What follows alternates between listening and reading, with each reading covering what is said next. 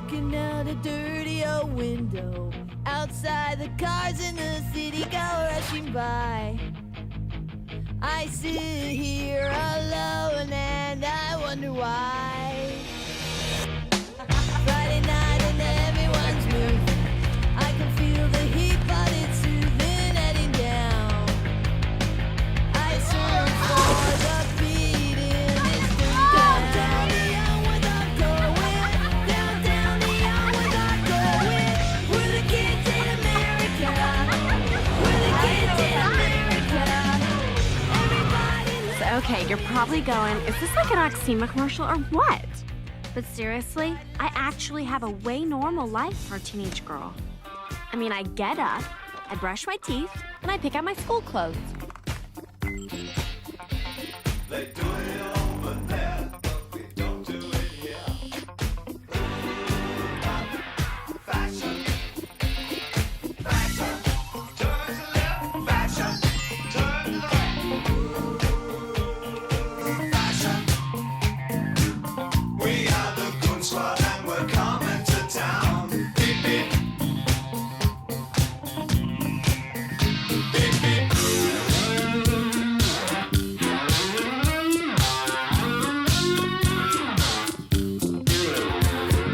Listen to me, don't listen to me. Talk to me, don't talk to me. Dance with me, don't dance with me. No. Beep beep. That's a brand new talk, but it's not very clear.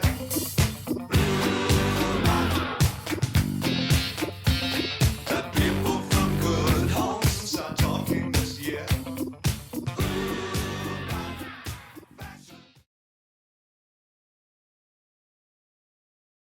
Why do you dress the way you dress? I don't know. I think it's a combination of I like to dress for my body type. Like I know what looks good on me and what doesn't based on like shapes and things like that, and I'd prioritize that over like like I'm not gonna wear a crop top. I think that the way that I dress actually stems really strongly from the idea of control, and it's really important to me to always look put together. I never wear gym clothes when I'm not at the gym. And I know that that's not the most common, thing to do, but for me, it really, I'm very aware that it comes from me always wanting to look like I am put together, that I'm in control, that I've got my shit together. You know, I do my hair every day, and I always want to look like I have it all together, even if I don't. And I think that because that's just part of who you are. I think that's, it's a big part of who I am, and it's a big part of how I want to be perceived. Sure. And I think that that stems from just this whole idea that I need to be that way. I really think it's just like a personal decision how we it really is totally personal. I think the issue that gets to that kind of gets to the heart of how media influences us is whether or not women choose to dress for others, specifically to impress other people, maybe boys or girls, to impress anyone. Yeah, and I don't think there's anything wrong with dressing like that, but when there's nothing wrong with wanting to look put together if you're going to go see a professor or if you're going to a networking session. But I do think there's something wrong if you are actively trying to dress provocatively to attract male attention. It's that's a bad thing to me, at least. And I don't know, I don't know what anyone else thinks about this. Maybe it's okay. I don't know. You better shape up. You better understand. To my heart, I must be true. This weird internal conflict with this because I remember even in high school, being told, to I dress obviously conservatively. You all know that, but there is this weird sort of paradox here because it's I don't know. I guess it does depend on what it's motivated by. But if girls want to dress that way, are we telling them they can't because it's their problem that men will look at them this way? If someone wants to dress, I mean, obviously I agree with you, but just to play devil's advocate, it's I shouldn't wear a short tight dress because then a man can't help but look at me sexually. Whereas my short skirt is my deal and it has nothing to do with a man.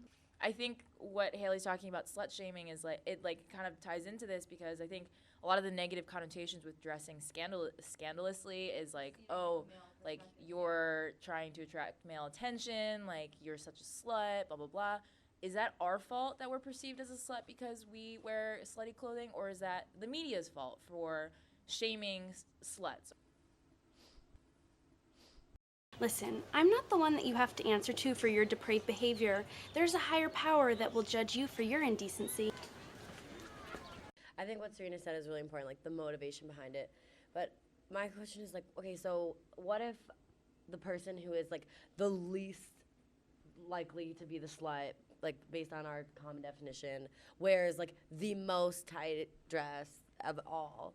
Like you can't assume that that person is slutty just because of the dress, right? But then it's like, but then I'm like, well, would that girl who's really, really, really not slutty ever wear that dress, or would that ever go two and two together? Like, probably not, actually. Yeah, I mean, I don't think that it's a problem that's ever going to be solved, because I think it's like a circle of like what women do to themselves. Like, even if like you are a slutty person, you're always going to be the first one to be like, oh wow, that other girl's a slut. Like, it's like we just have these like conceptions of which we think of other people by, and especially again for girls, because we have all these like standards, and it's like this but not this and this but not that. Like the second you like classify something in a certain way, like it becomes like stuck. It's because like we've done it to ourselves. Yeah, it's an interesting thing to think about, the whole like theme of control, and like, do you really have control over how you can look without You can never fully have control over how you look, because you put yourself together and then you walk outside, and the second someone else looks at you with their like labels and conceptions and whatever from their own personal background stuck on you, all of a sudden you lose that control. So it's like we try to, that's why I think it's so important to like dress for yourself. Buddy, you're not pretending anymore. You're plastic. Cold, shiny, hard plastic. I just think like human beings just innately function on social norms. Like you do everything you do because of your society and your community, and it's a culture that drives everything. That drives so much of what we do. And so in a sense, we are dressed like inevitably we're dressing for men, we're dressing for women, we're dressing for everyone. We're dressing for everyone because like I think it's a natural human feeling to want to be included in a society, and that's how you do it. You can do it by having people accept you and like you, and so we do whatever we can as human beings to whatever measure, I don't know, we want to feel included and accepted by the people around us. And there's nothing wrong with that. I agree, but what I just think is interesting is that like girls are always asking these questions about how they look. Do boys have the same struggle internally? Because if you're gonna be like, oh dude, how does this look like, or like, oh, does this make me look fat, like The guys actually do care just as much as we do, whether they seem to or not. And I'm not going to say that all guys do, but not all girls do either. So, but guys definitely do care. Called out for it though, like there would never be a round table discussion of like guys being like, oh, like let's analyze.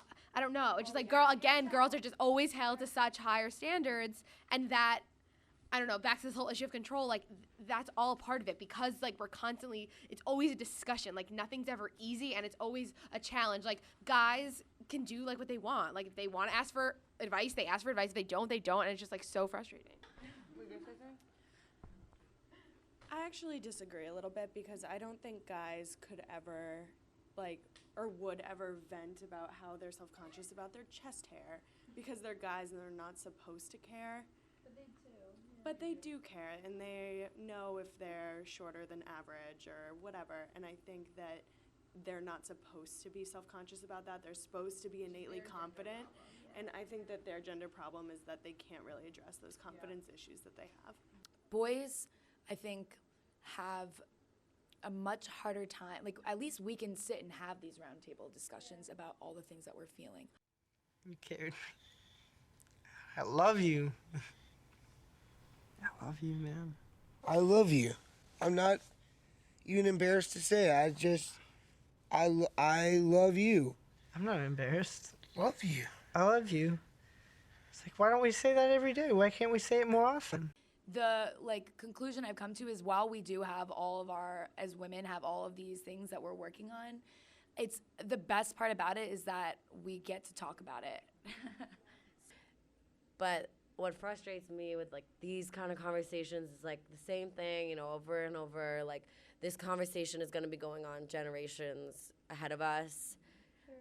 Like, what do we do? Like, I think the point of that I'm getting from all of this is that the best way to see real change is to lead by example, and the example that you want to set. How do you want women to be conceptualized? Conceptualize that yourself and go and do that.